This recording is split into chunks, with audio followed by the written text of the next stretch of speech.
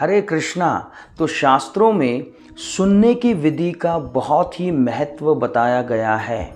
श्रीमद् भागवतम में कुंती महारानी कहती है, शृण्वन्ति गायन्ति गृह्णन्ति। शृण्वन्ति सुनो। प्रहलाद महाराज कहते हैं, श्रवणम कीर्तनम, श्रवणम सुनो। शृण्वताम स्वकतः कृष्णा पुण्य श्रवण कीर्तनम, श्रवणम सुनो। और भगवान श्री कृष्ण भगवत गीता में भी अर्जुन को वही कह रहे हैं, हे अर्जुन तत्सुनो, सुनो। तो सुनने का विधि बहुत ही महत्वपूर्ण है। तो जब हम जप करते हैं तो हमें ध्यान से सुनना है। केवल यांत्रिक मैकेनिकल जप करके हमारा हृदय शुद्ध नहीं होने वाला है।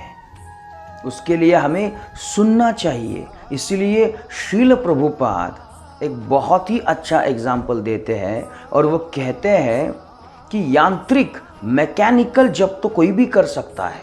एक तोता भी कर सकता है, हरे कृष्णा तोता कर सकता है। लेकिन जब एक बिल्ली आकर उस तोते की गर्दन पकड़ लेती है तो तोता हरे कृष्णा नहीं करेगा, वो टैं टैं टैं करेगा।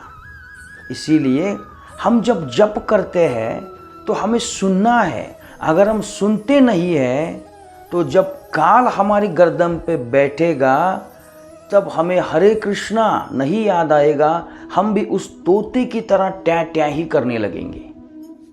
इसीलिए जब हम जप करते हैं तो ये जीवा और ये कान, ये दो बहुत ही महत्वपूर्ण चीज़ें हैं। जीवा से उच्चारण करना है और कानों से सुनना है।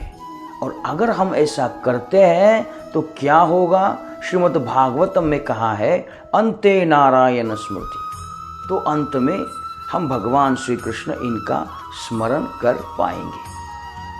हरे कृष्ण।